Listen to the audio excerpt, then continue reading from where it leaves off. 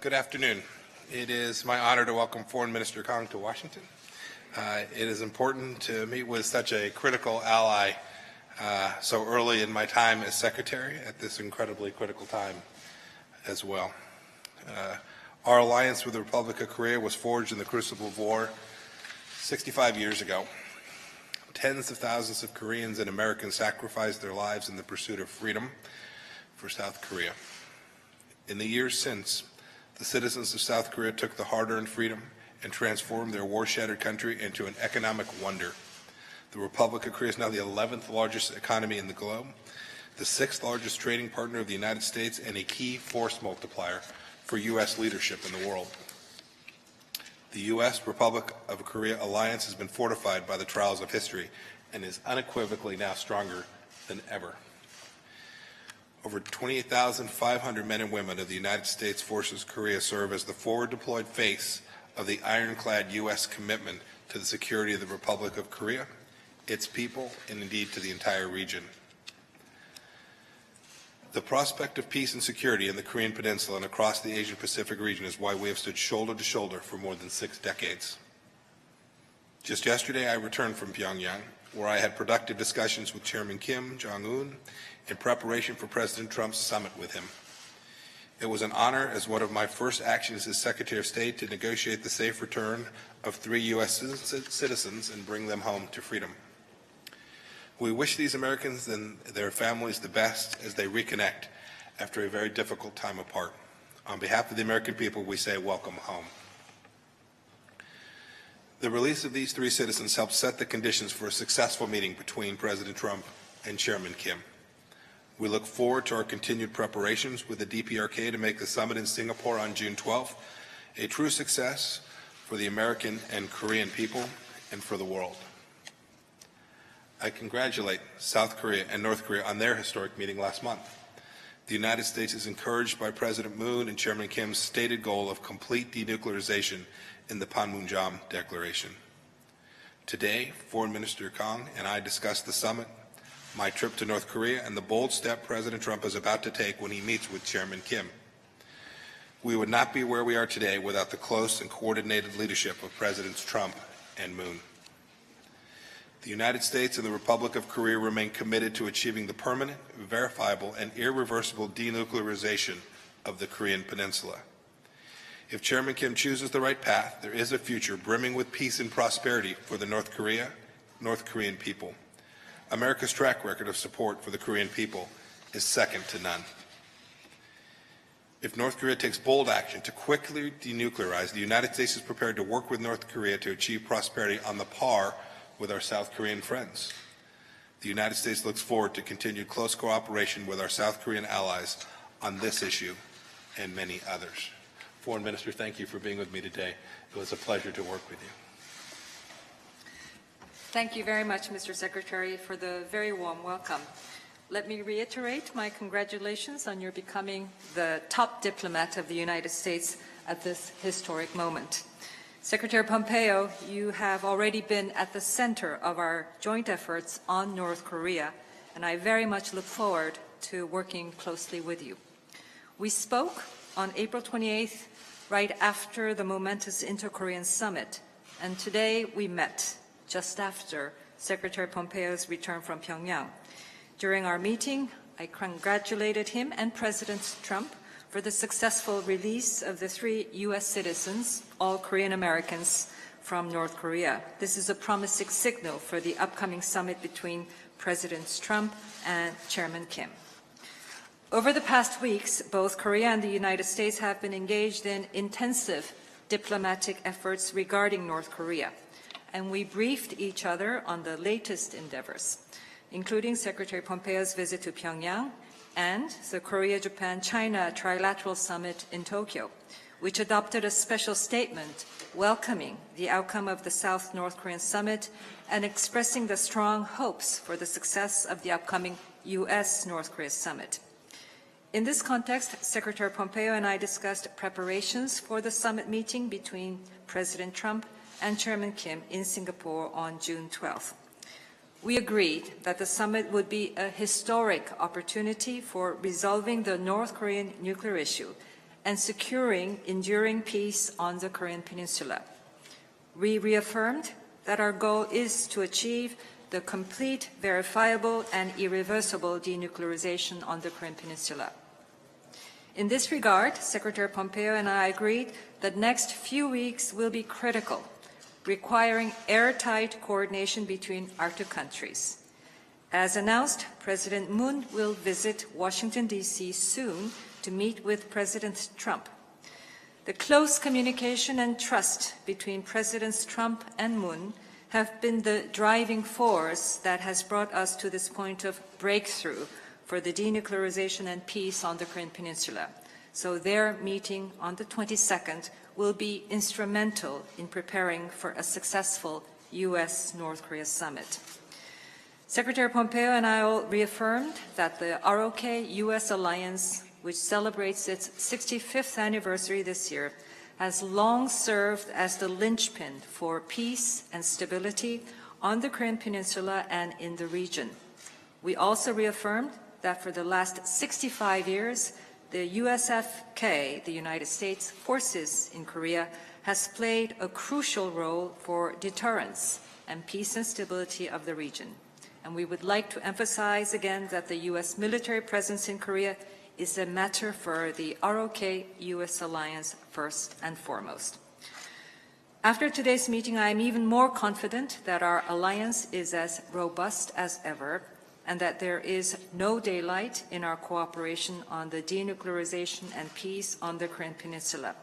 Once again, I would like to thank Secretary Pompeo for today's fruitful discussions and look forward to building a close working relationship with him. And in addition to the upcoming summit meeting in Washington, D.C. on May 22nd, I hope to see him again in Seoul and reciprocate the hospitality very soon. Thank you very much. Thank you, and we have time for 2 questions total. The first goes to Rich Edson from Fox News Channel. Rich. Thank you, Mr. Secretary. You just mentioned and have mentioned before, as have the South Koreans, that you are looking for permanent, verifiable, irreversible denuclearization. How does the United States specifically define that? Is it inspections, full facility dismantling? Is it more than that, less than that? And also, you have had more substantive conversations with Kim Jong-un than arguably any other Westerner. What is your impression of him? Do you think he's rational? And simply, what's it like to talk to him? And to the foreign minister, are South Korea and regional allies discussing providing any sanctions relief to North Korea before the summit between President Trump and Kim Jong-un? And what kind of outcome does South Korea need to secure its security? And does that include the maintenance of current U.S. military assets in the region? Thank you very much. I have spent more time with Chairman Kim, other than perhaps President Moon, working on this incredibly important challenge that lays before the world. President Trump and the world have set the conditions for a successful outcome from June 12th and the activities that are necessary to follow therefrom. You asked about my conversations with Chairman Kim. This question is sort of undignified as irrational. Yes, we had good conversations, substantive conversations, conversations that involve deep, complex problems, challenges, the strategic decision that Chairman Kim has before him about how it is he wishes to proceed and if he is prepared in exchange for the assurances that we're ready to provide to him, if he is prepared to fully denuclearize. And I'm not sure how to define it fully. Right? It's pretty clear what that means. It would be an activity that undertook to ensure that we didn't end up in the same place that we'd ended up before. There are multiple passes at trying to solve this conundrum for the world, how to ensure that North Korea doesn't possess the capacity to threaten not only the United States but the world with nuclear weapons. And so in order to achieve that, it will require a robust verification program and one that, that we will undertake with partners around the world, which will achieve that outcome in a way that, frankly, no agreement before it has ever set forth. A big undertaking for sure, but one that Chairman Kim and I had the opportunity to have a good, sound discussion on, so that I think we have a pretty good understanding between our two countries about what the shared objectives are. I'm sorry? But good conversations. There's some videos that have been released. You can see our conversations were warm. We were each representing our two countries, trying our best to make sure that we were communicating clearly, that we had a shared understanding about what our mutual objectives were. But we had good conversations about the histories of our two nations, the challenges that we've had between us. We talked about the fact that America has often in history had adversaries who we are now close partners with, and our hope that we could achieve the same with respect to North Korea.